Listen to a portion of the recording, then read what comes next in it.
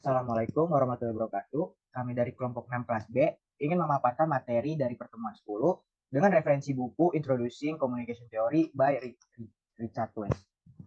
Boleh di next.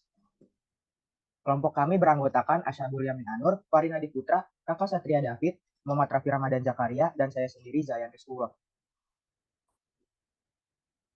Latar belakang.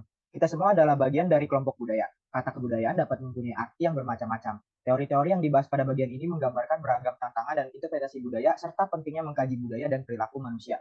First negotiation theory mengeksplorasi bagaimana konflik mempengaruhi budaya. Bagaimana orang-orang dari budaya yang berbeda menangani perselisihan antar pribadi adalah subjek yang dijawab oleh teori ini.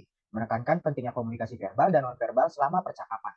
Communication Accommodation Theory menyatakan bahwa individu dari kelompok budaya yang berbeda akan mengakomodasi dan menyesuaikan komunikasi mereka dengan orang lain. Menurut Muted Group Theory, perkataan laki-laki mencerminkan pengalaman laki-laki, sehingga perempuan dianggap lebih lemah dan kurang fasih. Dan standpoint teori, setiap orang melihat dunia secara berbeda, tergantung di mana mereka berada dalam kehidupan. Oleh karena itu, teori ini mempertimbangkan kelas sosioekonomi dan penerapannya pada berbagai kelompok yang secara sosial terpinggirkan, seperti perempuan, masyarakat miskin, laki-laki gay dan lesbian, serta banyak kelompok ras dan etnis. Setiap gagasan di bagian ini berfokus pada fungsi masyarakat dalam mendorong dialog lintas budaya. Boleh di next. Kemudian contoh kasus yang kelompok kami ambil yaitu pertemuan komunitas lesbian, gay, biseksual, dan transgender atau yang biasa disebut LGBT se-ASEAN di Jakarta pada pertengahan Juli yang akhirnya batal digelar. Rencana ini mendapatkan kecaman luas dari publik termasuk Majelis Ulama Indonesia dan pihak istana pun ikut merespons. Penyelenggara Pekan Advokasi Queer ASEAN memutuskan untuk merelokasi tempat pertemuan di luar Indonesia setelah mendapat serangkaian ancaman keamanan dari berbagai kalangan. Kata penyelenggara Queer Advocacy Week ASEAN Soji Caucus dalam pernyataan pada Rabu 12 Juli 2023. Organisasi tersebut kemudian meminta pemangku kepentingan ASEAN dan anggotanya untuk menciptakan ruang dialog bagi kelompok-kelompok termarginalkan. Mereka tak ingin diskriminasi berdasarkan orientasi seksual, identitas gender, ekspresi gender, dan karakteristik seks mereka. Visi bersama kami tentang kawasan ASEAN yang inklusif didasarkan pada keberadaan ruang aman bagi masyarakat sipil dan pemegang hak untuk belajar tentang lembaga tersebut, untuk membahas masalah yang penting bagi mereka, dan untuk secara kolektif menggunakan hak kami untuk secara bebas mengekspresikan pandangan kami tentang bagaimana ASEAN memajukan atau tidak tentang hak asasi masyarakat kita, kata ASEAN Soji. ASEAN Soji terus menyuarakan perlindungan hak asasi manusia, imbas ancaman yang dihadapi setiap hari bagi keberadaan hidup dan martabat orang LGBTQIA plus kebencian daring, serangan langsung terhadap pembela hak asasi manusia, dan pembalasan atas pelaksanaan hak sipil dan politik juga mereka hadapi. Kami mendesak mekanisme hak asasi manusia ASEAN untuk memantau dan menanggapi hal ini, ujar organisasi tersebut. Selanjutnya akan dijelaskan oleh rekan saya. Selanjutnya ada teori yang pertama yaitu Phase Negotiation Theory. Phase Negotiation Theory didasarkan pada manajemen wajah, yaitu cara orang dari budaya yang berbeda mengelola konflik. Keprihatinan terhadap wajah sendiri dan wajah orang lain menjelaskan bagaimana orang dari berbagai budaya berhadapan dengan konflik dalam konteks negosiasi. Jadi konsep wajah dan kesopanan saling terkait dalam komunikasi interpersonal. Dan bagaimana teori negosiasi wajah menggambarkan cara individu dari budaya yang berbeda menghadapi konflik dalam konteks negosiasi. Kemudian terdapat 4 konsep dari Phase Negotiation Theory ini. Yang pertama ada about phase. Penulis utama yang disebutkan adalah Stella Tingtumi yang mengembangkan teori negosiasi wajah. Wajah dalam teori ini dianggap sebagai gambaran proyeksi diri dan klaim harga diri dalam hubungan interpersonal.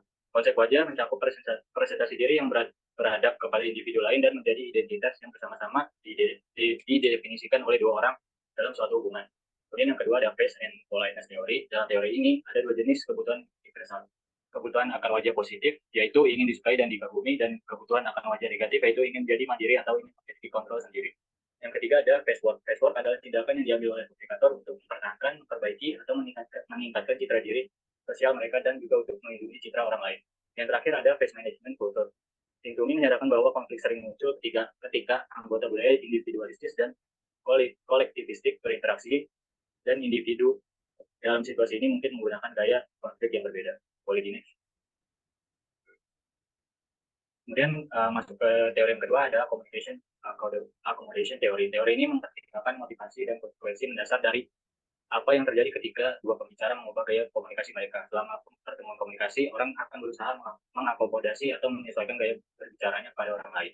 Hal ini terutama dilakukan dengan 2 cara, divergensi dan konvergensi. Kelompok dengan kebanggaan budaya yang kuat seringkali menggunakan divergensi untuk menonjolkan identitas kelompok. Konvergensi terjadi ketika ada kebutuhan yang kuat akan persetujuan sosial.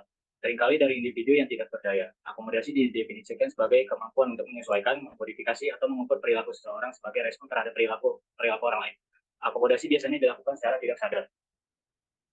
Kemudian ada asumsi teori akomodasi komunikasi. Yang pertama, persamaan dan perbedaan ucapan dan perilaku terdapat dalam semua percakapan. Yang kedua, cara kita memandang ucapan dan perilaku orang lain akan menentukan cara kita mengevaluasi suatu percakapan. Yang ketiga, bahasa dan perilaku menyampaikan informasi tentang status sosial dan kepemilikan kelompok. Dan yang terakhir, akomodasi berbeda-beda dalam tingkat kesesuaiannya dan norma memandu proses akomodasi. Selanjutnya akan dijelaskan oleh teman saya. Selanjutnya ada middle group theory adalah gagasan dari Edwin dan Sylvia Adler dalam antropologi sosial. Mereka menyoroti bahwa kelompok yang mendominasi dalam hierarki sosial mengendalikan komunikasi budaya. Kelompok yang kurang berkuasa seperti perempuan dan masyarakat miskin harus beradaptasi dengan sistem komunikasi yang ditentukan oleh kelompok dominan. Edwin Adler juga mencatat bahwa sebagian besar laki-laki cenderung lebih suka berbicara dan mendengarkan dalam budaya yang mereka pelajari. Ini mengarah pada kesulitan bagi perempuan dalam menyuarakan pemikiran mereka dan pengalaman perempuan dipresentasikan melalui sudut pandang laki-laki. Setelah landasan Adler dalam mengembangkan konsep teori grup diam, Charles Karamarait, salah satu membangun teori tersebut untuk memfokuskan secara lebih spesifik pada komunikasi. Untuk mencapai tujuan ini, Karamarait pertama-tama mengisolasi 3 asumsi yang diyakininya penting bagi teori grup yang dianggap. 1. Perempuan memandang dunia secara berbeda dibandingkan laki-laki karena perbedaan pengalaman dan aktivitas perempuan dan laki-laki yang berakar pada pembagian kerja. 2. Karena didominasi politik, mereka sistem persepsi laki-laki menjadi dominan sehingga menghambat kebebasan berekspresi terhadap model-model alternatif perempuan di dunia. 3. Untuk berpartisipasi dalam masyarakat, perempuan harus mengubah model mereka sendiri agar sesuai dengan sistem ekspresi yang diterima laki-laki. Berikutnya ada standpoint teori. Meskipun para peneliti komunikasi baru memulai menerapkan teori standpoint dalam teori perilaku komunikasi, lihat misalnya Wood 2008. Teori ini merupakan kerangka teoritis yang memiliki sejarah panjang. Teori sudut pandang atau standpoint teori dengan penekanan pada konsep penting dari pemikir seperti Hegel, Marx, dan Nancy Hartsock. Teori ini memiliki akar dalam pemikiran filosofis abad ke-19 dan kemudian diadopsi dan dikembangkan dalam konteks feminisme. Nancy Hartsock digambarkan sebagai salah satu pemikir kunci dalam mengadaptasi teori ini ke dalam studi feminisme dan hubungan antara gender dan kekuasaan. Teori standpoint menyatakan bahwa orang memandang dunia sesuai dengan posisi mereka dalam kehidupan. Jadi teori ini mempertimbangkan kelas sosial ekonomi dan penerapannya pada berbagai kelompok masyarakat yang terpinggirkan termasuk perempuan, masyarakat miskin, gay, lesbian, dan banyak komunitas ras dan etnis. Nah, berikut standpoint teori. Teori ini bertumpu pada beberapa konsep utama, yaitu standpoint, situated knowledge, dan sexual division label. Pertama ada standpoint teori. Sudut pandang adalah lokasi sosial yang dimiliki bersama oleh kelompok tertentu yang memiliki status sebagai orang luar dalam struktur sosial. Sudut pandang ini tidak hanya merupakan posisi terpisah, tetapi juga melibatkan keterlibatan aktif dan refleksi sudut pandang dipengaruhi oleh pengalaman, penindasan, dan konteks sosial dan politik. Berikutnya ada situated knowledge. Donna Haraway pada 1988 mengenalkan konsep situated knowledge yang berarti pengetahuan seseorang didasarkan pada konteks dan pengalaman mereka. Pengetahuan bersifat majemuk dan tergantung pada situasi individu. Lalu ada sexual division of labor. Teori sudut pandang feminisme yang dipengaruhi oleh Marx Hartsock menyoroti pembagian kerja berdasarkan jenis kelamin yang menghasilkan eksploitasi perempuan. Ini tidak hanya mengatur tugas perbedaan berdasarkan jenis kelamin, tapi juga mengeksploitasi perempuan dengan meminta mereka melakukan pekerjaan tanpa upah, terutama dalam pemeliharaan angkatan kerja. Berikutnya, silakan. Selanjutnya kaitan pembahasan dengan kasus yang diangkat. Yang pertama ada first negotiation theory, yaitu kasus tentang pembatalan pertemuan komunitas LGBT se-ASEAN di Jakarta dapat dikaitkan dengan teori negosiasi wajah atau first negotiation theory. Dalam konteks teori ini, pertimbangan tentang wajah positif memainkan peran penting dalam bagaimana individu dan kelompok berkomunikasi dan berinteraksi dalam situasi seperti ini, di mana komunitas LGBT dan penyelenggara pertemuan tersebut memiliki keinginan untuk diterima dan dihormati dalam masyarakat dan tingkat ASEAN. Mereka mencari pengakuan dan dukungan terhadap hak-hak mereka, ini sesuai dengan konsep positive first dalam first negotiation theory. Lalu selanjutnya communication dan conversation theory. Jika kita kaitkan contoh kasus dengan teori komunikasi, konvergensi merujuk kepada upaya untuk menyelaraskan gaya komunikasi dan perilaku dengan orang lain. Komunitas LGBT dan penyelenggara pertemuan dapat dianggap melakukan konvergensi dengan memutuskan untuk membatalkan pertemuan di Jakarta sebagai respons terhadap tekanan dan ancaman yang mereka terima. Tindakan ini merupakan upaya untuk menyesuaikan diri dengan norma-norma dan keadaan yang ada di lingkungan tersebut. Bisa di next.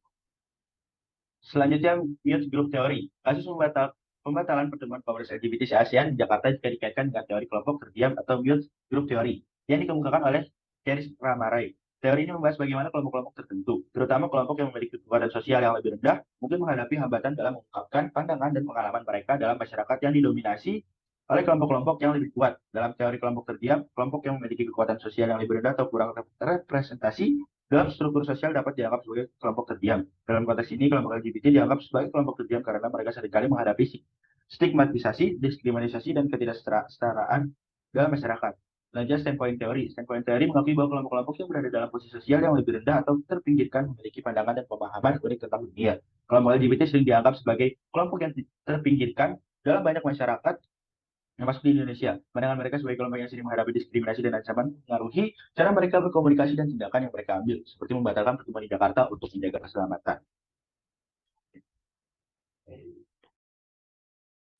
Selanjutnya, perspektif tulisan. Melalui berbagai teori komunikasi ini, kita dapat melihat bagaimana berbagai aspek komunikasi seperti manajemen wajah, akomodasi, kelompok yang terdiam, dan sudut pandang berperan dalam pemahaman dan analisis ini, serta bagaimana kelompok LGBT berusaha untuk menjaga identitas, hak, dan keamanan mereka. Dalam konteks ini, perspektif tulisan akan menyoroti pentingnya manajemen wajah dalam situasi konflik, di mana pertimbangan tentang wajah positif dan pengakuan terdapat hak-hak individu memainkan peran kunci. Kemudian, konsep akomodasi dalam komunikasi lintas budaya dan cara individu dan kelompok LGBT berusaha untuk berkonvergensi dengan norma-norma lingkungan mereka. Kelompok-kelompok yang berada dalam posisi sosial yang lebih rendah atau terpinggirkan memiliki sudut pandang unik tentang dunia. Dalam kasus ini, sudut pandang yang memengaruhi cara mereka berkomunikasi dan tindakan yang mereka ambil untuk menjaga keselamatan dan pengakuan hak-hak mereka. Selanjutnya, kesimpulan dan saran. Kesimpulan secara keseluruhan, teori-teori ini menjelaskan pentingnya penghormatan terhadap budaya, adaptasi komunikasi, dan kesadaran akan kekuasaan sosial dalam membangun hubungan yang saling menguntungkan dan menciptakan masyarakat yang inklusif dan adil. Ini adalah dasar yang kuat untuk berinteraksi dan beragam individu kelompok dalam lingkungan sosial. Saran penting untuk benar-benar memahami perbedaan budaya antara pihak yang terlibat dalam konflik saat berhadapan dengan individu dari budaya yang berbeda. Mempertimbangkan bagaimana tindakan atau komentar. Carilah solusi yang memadai untuk konflik tersebut. Dengan pemahaman ini, kita dapat memprediksi bagaimana orang mungkin merespon konflik. Lanjutnya. Sekian presentasi dari kelompok kami, kurang lebihnya mohon maaf. Wassalamualaikum warahmatullahi wabarakatuh.